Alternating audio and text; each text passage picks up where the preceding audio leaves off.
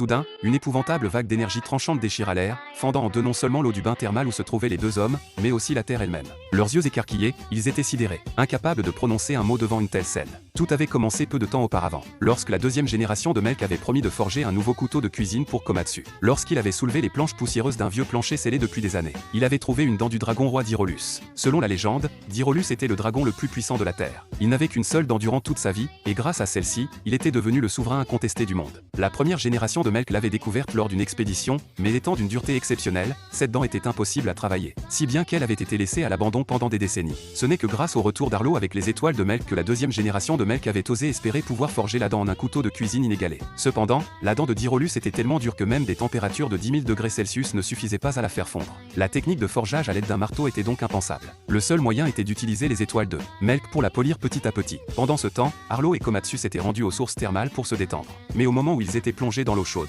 une énergie tranchante s'échappa du laboratoire et fenda la terre et les sources en deux. Arlo et Komatsu, abasourdis, comprirent immédiatement que le couteau était enfin prêt. Enthousiastes, ils se précipitèrent dans la pièce, oubliant complètement qu'ils étaient nus. Lorsqu'ils virent le couteau brillant de mille feux devant eux, Komatsu, ému, laissa couler des larmes. Il était impatient d'utiliser ce nouveau couteau pour ses préparations culinaires. Il prit alors l'écorce de chêne qu'il avait utilisée pour briser son ancien couteau et décida de tester la résistance de cette nouvelle lame. Il n'eut même pas besoin d'appuyer dessus, dès qu'il posa le couteau sur l'écorce. Celle-ci se brisa net en deux. Ensuite, il prépara une dizaine d'ingrédients et confectionna une pizza spéciale, Melk Edition. Il ajouta à la recette de la poudre extraite lors du polissage des étoiles de Melk pour en faire un assaisonnement. Une bouchée de cette pizza suffirait à multiplier par 10 le bonheur de quiconque la dégusterait.